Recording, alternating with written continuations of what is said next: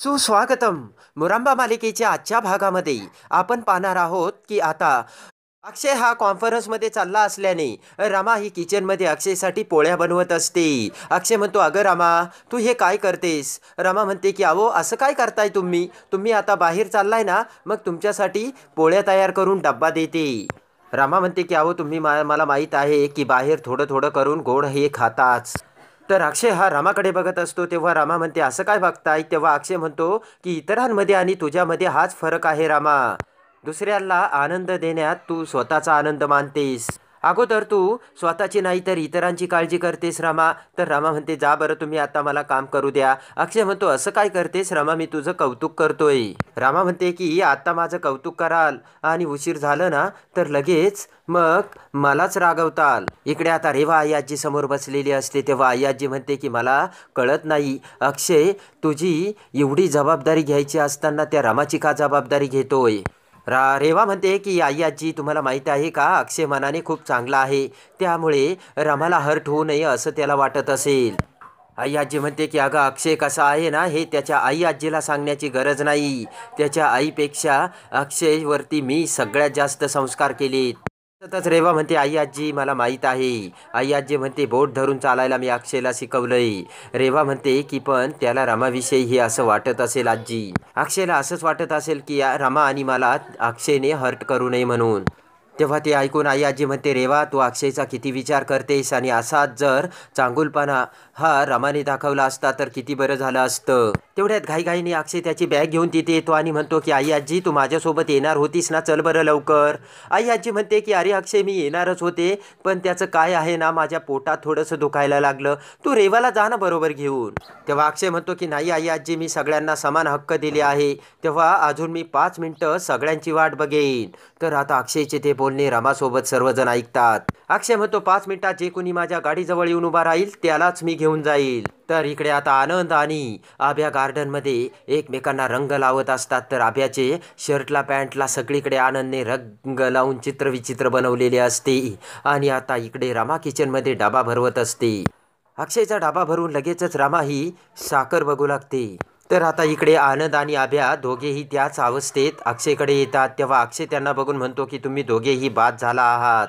तर आता आनंद म्हणतो की आभ्या, लिटरली या अक्षयने आपल्याला फाट्यावर मारलंय, आपल्याला त्याला त्याच्यासोबत नाही न्यायचंय. तेवढ्यात रेवा तिच्या आवरून गाडीजवळ येते आणि अक्षयला म्हणते की मी रेडी आहे. तर आभ्या आणि आनंद रेवाकडे बघू लागतात. तर रमा सुद्धा पाठीमागून तिथे येते. तर अक्षय म्हणतो की तुझ्या आधी रेवा अगोदर इथे पोचली रमा, माझ्यासाठी नियम म्हणजे नियम आहेत. तर अक्षय म्हणतो, मी आता रेवाला घेऊन जाणार, आणि रमाच्या हातातून डबा घेत तो रेवाकडे देत अक्षय हा त्याच्या कारमधून रेवाला घेऊन जातो. तर आता कारमधून जात असताना रेवा अक्षयकडे बघते. तेव्हा अक्षय जोराने हाड असे म्हणतो. तर अक्षय म्हणतो की कुत्रं आलं होतं ग रेवा. तर रेवा हसू लागते. अक्षय म्हणतो की रेवा, तू छान केलं, तू जिंकलीस, तसंही मला तुझ्यासोबतच कॉन्फरन्सला यायचं होतं. अक्षय म्हणतो की अगं रेवा, तुझी ही अवस्था बघताना तू आनंदी राहावं असंच मला वाटतं. खुश होत रेवा म्हणते की अक्षय, तुला माझी एवढी काळजी वाटते का? अक्षय म्हणतो, खरंच की रेवा. इकडे आता रमा ही तिच्या बेडरूममध्ये येऊन धुण्यासाठी तिच्या सर्व साड्या काढत असते आणि म्हणत असते की मला घेऊन जायचं सोडून त्या रेवालाच यांनी कॉन्फरन्सला घेऊन गेली. तेवढ्यात सीमा तिथे येते आणि तो सगळा साड्यांचा पसारा बघून रामाला म्हणते की काय ग हे सर्व? तेव्हा रामा म्हणते, काय नाही ओ आई. तेव्हा सीमा म्हणते की काही नाही कसं, मी काय वेडे आहे का, मला हे सगळं समजत नाही का? सीमा म्हणते की कपड्यांची एकमेकांमध्ये भांडणे लागली आणि म्हणून ते असे पडले की काय. त्रास होतोय का तुला? मग बरोबर आहे ना त्याचं. तो माफी मागतोय आणि तू माफच करत नाहीयेस, मग बिचारा काय करणार? आणि सीमा म्हणते, बरोबर आहे ना ग, मग त्याचं, तो तुझी माफी मागतोय आणि तू त्याला माफ करत नाही, मग तो काय करणार बरं, तूच मला सांग रामा. रामा म्हणते, किती वाट बघणार म्हणजे आई, आता मला रागवण्याचा सुद्धा त्यांच्यावर अधिकार नाही राहिला काय? रामा म्हणते की मी जर त्यांना माफ नाही केलं का, मग त्यांनी असं काय रेवाला बाहेर घेऊन जायचं का फिरायला? रामा म्हणते की अहो आई, आत्ताच ते माझी माफी मागत होते आणि आत्ताच लगेच रेवाला बाहेर फिरायला घेऊन गेले, याला काही अर्थ आहे का? सीमा म्हणते की माझा मुलगा तुझी माफी मागतोय आणि तू त्याला माफच करत नाही.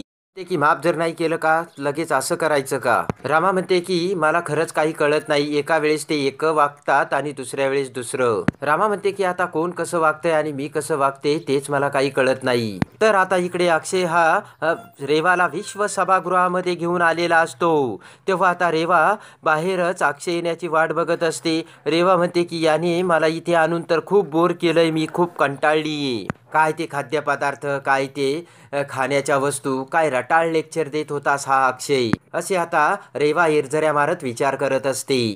रेवा म्हणते की 1 तास मला शिक्षा बस झाल्यासारखं बसवलं या अक्षयनी. तेवढ्यात अक्षय तिथे येत म्हणतो की रेवा आपण दोघं काय लकी आहोत, 1 तास बसून आपल्याला किती माहिती मिळाली. म्हणतो की 6 तास कंदमुळावरती बोलले ते आणि आपल्याला किती माहिती मिळाली. अक्षय म्हणतो की रेवा तुला माहीत आहे का मी तुला या सेशनला का घेऊन आलो. हसतच रेवा म्हणते का रे अक्षय. तर अक्षय म्हणतो मी जर अगोदरचा अक्षय असतो आणि तुझ्याशी प्रेमाने वागत असतो तर मी असं केलं असतं का. अक्षय म्हणतो की मी हे तुझ्या पोटातल्या बाळासाठी केलंय, कारण तू आणि तुझ्या बाळाने दोघांनी हे सेशन ऐकून त्यांच्या मनावर काहीतरी चांगला परिणाम होईल. अक्षय म्हणतो की तुझ्यासोबत बाळाने सुद्धा आता चांगले ऐकणे गरजेचे आहे रेवा. अक्षय म्हणतो की तुझ्या आयुष्यात आता कोणीतरी आहे ज्याचं बाळ तुझ्या पोटात आहे, त्यानेच मला खूप आनंद झालाय. अक्षय म्हणतो की चला आपण आता उशीर झालाय घरी जाऊयात, मी गाडी घेऊन येतो. तर आता अक्षय निघून जातो आणि रेवा विचारात पडते. रेवा म्हणते की मला कुठून बुद्धी सुटली आणि मी प्रेग्नंट आहे असे सर्वांना सांगितले. अक्षय असं असेल तर माझ्यावर कधीच प्रेम नाही करणार, तेव्हा मी आता काय करू आणि कसं अक्षयला सांगू असा आता रेवा विचार करू लागते. मी तर प्रेमाचे फक्त नाटक करते असं आता रेवा विचार करते. आणि इकडे आता रमासुद्धा अक्षय आणि रेवा येण्याची वाटच बघत असते. तर आता इकडे हॉलमध्ये इरझऱ्या मारत असताना रमा ही पायरीवरून वर जाऊ लागते. तेवढ्यात हसतच अक्षय आणि रेवा तिथे येतात. तर रमा आडून आता अक्षय आणि रेवाला बघू लागते आणि आता रमाचा मोठा जळफळाट होत असतो. तेवढ्यात रमा ही पायऱ्या उतरत खाली येते. तर रेवा रमाकडे बघत हसून वर निघून जाते. रमा ही रागाने अक्षयकडे बघते. तेव्हा अक्षय म्हणतो काय झालं. तर पदर जोराने झटकत रमा तिथून निघून जाते. तेव्हा अक्षय हा रमाकडे बघत हसू लागतो. इकडे आता रेवा खुश होऊन तिच्या बेडरूममध्ये येते आणि नाचू लागते. तेवढ्यात पाठीमागून शशिकांत तिथे रेवाला म्हणतो काय झालं रेवा, आज खूप खुश दिसते. तेव्हा रेवा म्हणते की बाबा त्याचं कारणच तसं आहे. आजकाल अक्षय माझ्याबरोबर खूप चांगलं वागतोय आणि माझ्या जवळही येतोय, त्याचं माझ्यावर प्रेम आहे ना. शशिकांत म्हणतो की 1 मिनिट रेवा, एवढ्या कमी वेळात एवढा बदल कसा. तर हसतच रेवा म्हणते की बाबा अक्षयला मी आवडते ना. तर शशिकांत म्हणतो नाही रेवा नाही, नक्कीच काहीतरी गडबड आहे. शशिकांत म्हणतो की तू एवढ्या लवकर हुरळून जाऊ नकोस रेवा, तू अक्षयला ओळखलं नाहीस, काहीतरी गडबड आहे. रेवा म्हणते की बाबा माझ्या आयुष्यात आता चांगलंच होणार आहे आणि अक्षय आता माझ्या जवळ आलाय बाबा. शशिकांत म्हणतो 1 मिनिट, तू प्रेग्नंट आहेस म्हणून अक्षय तुझ्या जवळ आला का. तर रेवा म्हणते हो. शशिकांत म्हणतो की रमाला सोडून अक्षय एवढ्या लवकर तुझ्याकडे येऊच शकत नाही. मला वाटतंय की तुझ्याकडून सत्य वधवून घेण्यासाठी तो हे करतोय. शशिकांत म्हणतो की अक्षय माझा मुलगा एवढ्या सहजासहजी कुणाच्या हाती लागणार नाही आणि तू त्याला जाळ्यात ओढण्याचा प्रयत्न करत होती ना, इतक्या दिवस आला का तो तुझ्या हातात. तर रेवा म्हणते नाही. तेवढ्यात दरवाजाच्या पाठीमागून सीमा ही तिथे येऊन त्यांचे ते सर्व बोलणे ऐकत असते. रेवा म्हणते की बाबा खरंच असं असेल का. तर शशिकांत म्हणतो की असंच आहे, विचार कर रेवा. तर ते सर्व बोलणे आता सीमाने ऐकलेले असते. इकडे आता रमा ही बेडरूममध्ये इरझऱ्या मारत असते आणि विचार करत म्हणते की त्या रेवाला बाहेर घेऊन जाण्याची काय गरज होती. तेवढ्या दरवाजा उघडून अक्षय 2 वेण्या म्हणत तिथे येतो. तर जोराने टॉवेल आणि कपडे रमा ही अक्षयच्या तोंडावर फेकून मारते. अक्षय म्हणतो काय झालं. तर रमा म्हणते की एवढं सगळं होऊ नये मलाच विचारता का काय झालं. तर ते सगळे कपडे गोळा करत अक्षय जवळ येत म्हणतो काय झालं. तर रमा अजूनच कपडे फेकून मारत अक्षयला म्हणते की तुम्हाला एवढं कळत नाही का मला काय झालं ते. अक्षय म्हणतो की अगं तू कपडे फेकून मारतेस त्याच्या घड्या मोडतात ना. तर अजूनच चिडत रमा म्हणते की कपड्याच्या घड्या मोडतात काय, मला काय झालं हे तुम्हाला समजत नाही का. माझी एवढी चिडचिड होती त्याचं काय नाही आणि ह्या घड्या मोडतात त्याचं बरं तुम्हाला वाईट वाटतंय.